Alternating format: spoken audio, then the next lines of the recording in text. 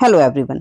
Any education classes के इस video में आप सभी का स्वागत है। आज के इस वीडियो में हम सामाजिक विज्ञान जो कि कक्षा 7वीं के लिए प्रदान की गई है, इसके एट ग्रेड अभ्यास पुस्तिका का जो कि हम अध्याय 1 प्रारंभिक कथन 1000 वर्षों के दौरान हुए परिवर्तनों की पड़ताल, अध्याय 1 इसको हम देखेंगे। इसमें जो भी प्रश्न दिए गए हैं उनको समझने का प्रयास करेंगे और हम देखेंगे कि उनके उत्तर हम किस प्रकार से लिख सकते हैं।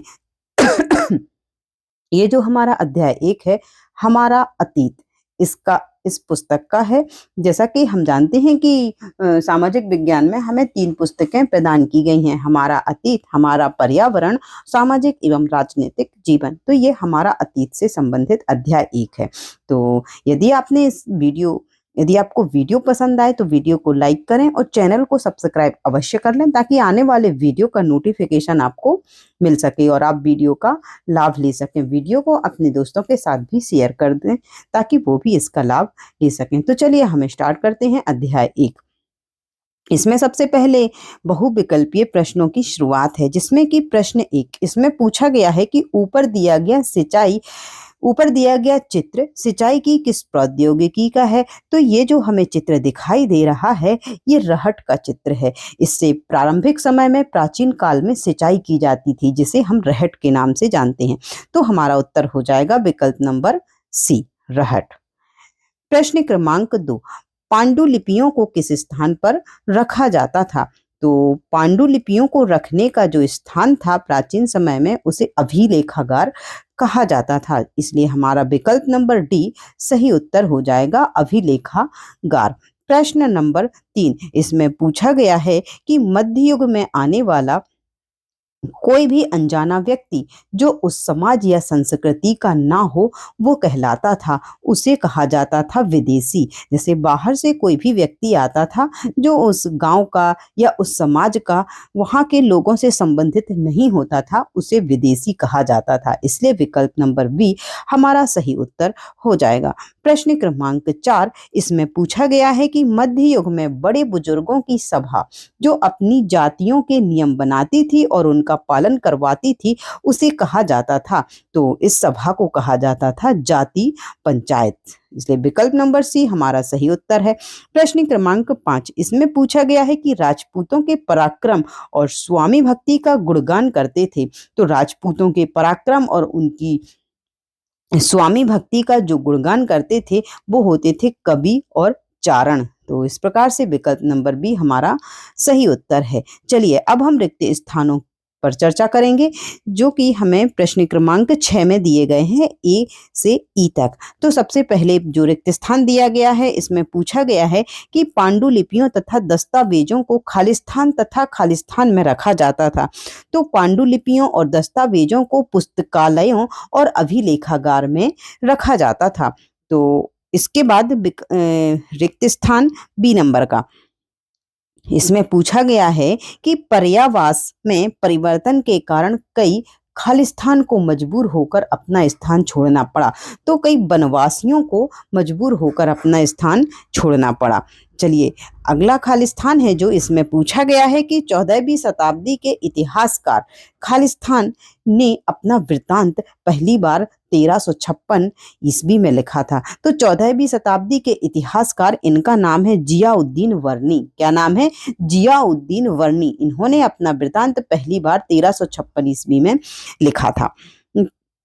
डी नंबर का रिक्त स्थान, इसमें पूछा गया है कि मध्यकाल में इतिहासकार सूचना एकत्रित करने के लिए सिक्कों, शिलालेखों, स्थापत्य कला तथा खालिस्तान पर निर्भर रहते थे तथा लिखित सामग्री पर। इस समय तक लिखित सामग्री उपलब्ध हो चुकी थी। इसलिए जो इस मध्यकाल में इतिहासकार हैं, ये सूचनाओं को एकत्रित करने के लिए, इतिहास जानने के लिए सिक्कों, शिलालेखों, स्थापत्य कला और लिखित सामग्री पर निर्भर रहते थे। अगला खालिस्तान है जिसमें पूछा गया है कि पांडुलिपियों की प्रकृति बनाने वाले खालिस्तान या खालिस्तान कहलाते थे। प्रतिकृति, सॉरी, पांडुलिपियों की प्रतिकृति। प्रतिकृति का मतलब है फोटोकॉपी। जैसे कि आजकल हम मशीन से फोटोकॉपी करते हैं, तो प्राचीन समय में मशीनें तो हुआ नहीं करती थी। पांडुलिपि की नकल करना, उसकी कॉपी बनाना, प्रतिकृति बनाने वाले लोग हैं जो, उन्हें कहते थे लिपिक और नकल नवीस। तो इस प्रकार से ये शब्द आपको याद रखना है कि पांडुलिपियों की प्रतिकृति अर्थात फोटोकॉपी, हाथ से लिखते थे, तो उन्हें कहा जाता था लिपिक और नकल नवीस। चलिए अब यहाँ से प्रश्न की शुरुआत होती है जिनके हमें उत्तर लिखना है, जिसमें प्रश्न क्रमांक 7 इसमें पूछा गया है कि मध्यकालीन इतिहास जानने के स्रोत लिखिए। तो देखिए, मध्यकालीन इतिहास जानने के स्रोत हैं, तो इतिहास जानने के लिए जो इतिहासकार हैं वो पुराने सिक्कों का अध्ययन करते हैं, स्थापत्य स्थापत्य अर्थात प्राचीन जो इमारतें हैं उनका अध्ययन करते हैं, प्राचीन भवनों का अध्ययन करते हैं, अभिलेख, ताम्रपत्र, शिलालेख, पुराने बर्तन, खिलौने, शस्त्र, इन सब का अध्ययन करके इतिहास को जानते हैं। तो इस प्रकार से आप प्रश्न क्रमांक 7 का उत्तर लिख सकते हैं। प्रश्न क्रमांक 8 इसमें पूछा गया है कि किसी भी क्षेत्र के पर्यावरण और वहां रहने वाले लोगों की सामाजिक और सांस्कृतिक जीवन शैली को क्या कहते हैं। तो देखिए, किसी भी क्षेत्र के पर्यावरण और वहां रहने वाले लोगों की जो सामाजिक और सांस्कृतिक जीवन शैली है, लोग किस प्रकार से रहते हैं, उनका खान पान, रहन सहन, जीने का तरीका कैसा है, उसको कहा जाता है पर्यावास। क्या कहा जाता है? पर्यावास। तो इस प्रकार से आप इस प्रश्न का उत्तर लिख सकते हैं। चलिए अगला प्रश्न है प्रश्न क्रमांक 9। इसमें पूछा गया है कि अंग्रेज इतिहासकारों ने भारतीय इतिहास को कितने युगों में बांटा है, उनके नाम लिखिए। तो देखिए, अंग्रेज इतिहासकारों ने भारतीय इतिहास को 3 युगों में बांटा है, हिंदू, मुस्लिम और ब्रिटिश। इन्होंने जिस प्रकार से जो हमारा देश भारत है, इसमें लोगों का शासन के हिसाब से उन्होंने इसे विभाजित कर दिया, हिंदू, मुस्लिम और ब्रिटिश। चलिए हम देखेंगे अगला प्रश्न, जिसमें पूछा गया है कि क्षेत्रीय साम्राज्य से क्या आशय है। तो क्षेत्रीय साम्राज्य से आशय है कि जब किसी एक ही जाति विशेष के सदस्यों के हाथ में सत्ता का नियंत्रण हो अर्थात किसी क्षेत्र में जो लोग शासन कर रहे हैं वो या तो एक ही जाति के हैं या किसी एक क्षेत्र विशेष के हैं हो, और शासन उनके नियंत्रण में हो, उनका दबदबा हो, तो और उनका प्रभाव हो, तो इस प्रकार के साम्राज्य को क्षेत्रीय साम्राज्य कहा जाता है। तो आप इस प्रकार से इस प्रश्न का उत्तर लिख सकते हैं। प्रश्न क्रमांक 11 इसमें पूछा गया है कि अभिलेखागार से क्या आशय है। तो अभिलेखागार एक ऐसा स्थान जहां पर दस्तावेजों और पांडुलिपियों को संग्रहित कर अर्थात एकत्रित करके रखा जाता है, उसे अभिलेखागार कहते हैं। तो इस प्रकार से आप इस प्रश्न का उत्तर लिख लीजिएगा। चलिए अगला प्रश्न है प्रश्न क्रमांक 12, जिसमें पूछा गया है कि पांडुलिपियों के उपयोग में इतिहासकारों के सामने कौन कौन सी समस्याएं आती हैं।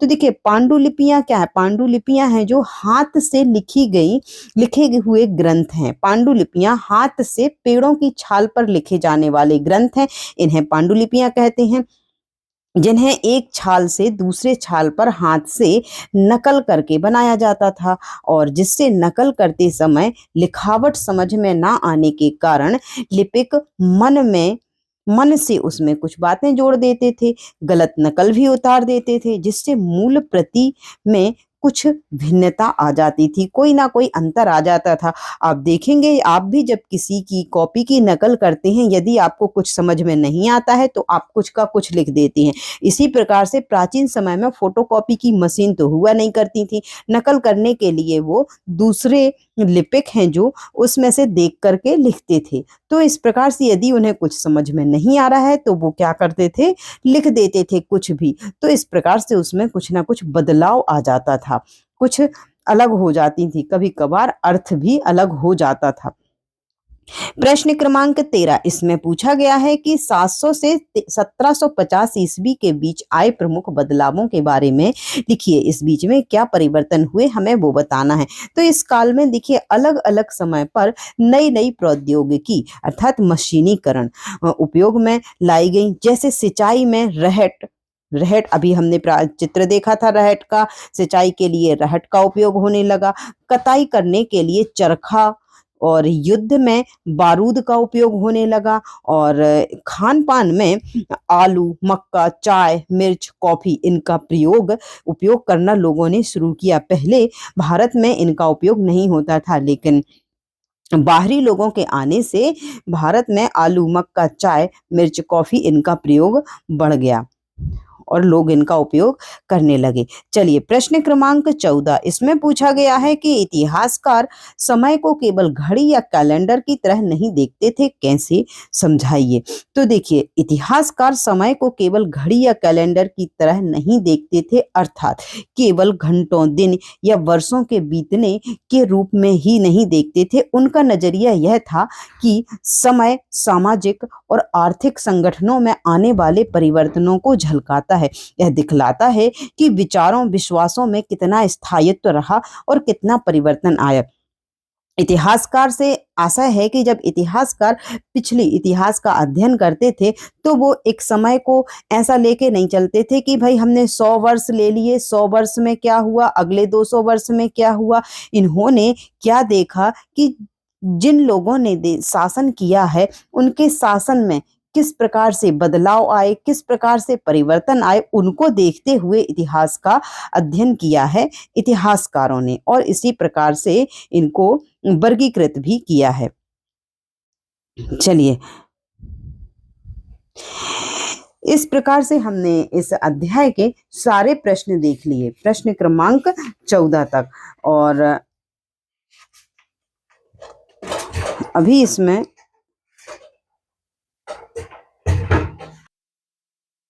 माफ कीजिएगा, अभी इसमें और प्रश्न भी हैं। चलिए हम प्रश्न क्रमांक 15 देखते हैं। इसमें पूछा गया है कि 1318 ईस्वी में कवि अमीर खुसरो द्वारा भाषा के संबंध में क्या विचार व्यक्त किए गए थे। तो देखिए सन 1318 में अमीर खुसरो ने भाषा के ऊपर गौर किया और पाया कि प्रत्येक क्षेत्र की अलग अलग भाषा है, जैसे कि सिंधी लाहौरी कश्मीरी ब्रज गुजराती आदि। परंतु इन सभी भाषाओं के विपरीत एक भाषा जो है संस्कृत, ये किसी क्षेत्र विशेष की भाषा नहीं है, ये एक प्राचीन भाषा है जिसे केवल ब्राह्मण लोग ही जानते थे। इस भाषा को आम जनता नहीं जानती थी। चलिए अगला प्रश्न, प्रश्न क्रमांक 16 इसमें पूछा गया है कि मध्यकाल में हुए मुख्य धार्मिक परिवर्तनों के बारे में लिखिए। तो देखिए मध्यकाल में हिंदू धर्म में कई प्रमुख परिवर्तन आए। नए नए देवी देवताओं की पूजा की जाने लगी। राजाओं द्वारा नए नए मंदिरों का निर्माण भी करवाया जाने लगा और पूजा पाठ कर्मकांडों में लोगों की आस्था बढ़ने लगी। पुरोहितों पुजारियों का महत्व भी बढ़ने लगा। ब्राह्मणों ने राज मंदिरों का निर्माण करवाकर सत्ता में दबदबा भी बना लिया। तो इस प्रकार से आप प्रश्न क्रमांक 16 का उत्तर लिख सकते हैं। प्रश्न क्रमांक 17 इसमें हमें प्रोजेक्ट कार्य दिया गया है जिसमें कि आपको ही करना है। इसमें कहा गया है कि आपके ग्राम या शहर अथवा जिले की ऐतिहासिक इमारतों के चित्र एकत्रित कीजिए व उनके बारे में निम्नांकित विवरण लिखिए। तो देखिए आपके शहर में या आपके पास जो भी इमारत है उसका आप चित्र ले सकते हैं, फोटो ले सकते हैं और उसके बारे में आप यहाँ पर लिखेंगे। यहाँ पर एक ये उदाहरण स्वरूप दे दिया गया है कि इमारत का निर्माण कब हुआ, 16वीं शताब्दी में। निर्माण किसके द्वारा करवाया गया, शाहजहां के द्वारा। इमारत के निर्माण में किस प्रकार की सामग्री का उपयोग किया गया था, सफेद संगमरमर का। आप अपने क्षेत्र की भी लिख सकते हैं। इमारत पर किस प्रकार की चित्रकला की गई, तो ताजमहल में प्राचीनकारी चित्रकारी की गई है, इस प्रकार से आप लिख सकते हैं। और इमारत का वर्तमान में क्या उपयोग किया जा रहा है, यह एक ऐतिहासिक विश्व धरोहर के रूप में है। इसकी देखभाल किसके द्वारा की जा रही है, पुरातत्व विभाग भारत सरकार द्वारा। आपके क्षेत्र में या आपके गांव में कोई भी इमारत हो, भले ही वह 200, 500, 1000 वर्ष पुरानी हो, यदि उसकी देखभाल जिला प्रशासन द्वारा की जा रही हो तो आप वो भी यहाँ पर लिख सकते हैं। चलिए, यहाँ पर इमारत का चित्र आप बना सकते हैं। इस प्रकार से हमने अध्याय 1 के सारे प्रश्न देख लिए हैं और हमने ये भी समझ लिया है कि प्रोजेक्ट कार्य को किस प्रकार से कंप्लीट करना है। तो यदि वीडियो पसंद आया हो तो वीडियो को लाइक कर लें, चैनल को सब्सक्राइब अवश्य ही कर लें ताकि आने वाले वीडियो का नोटिफिकेशन आपको मिल सके और आप इसे अपने दोस्तों के साथ शेयर भी कर दें। चलिए, अब मिलते हैं हम अपने अगले वीडियो में। खुश रहिए, मस्त रहिए, एनी एजुकेशन क्लासेस के साथ जुड़े रहिए। जय हिंद, जय भारत।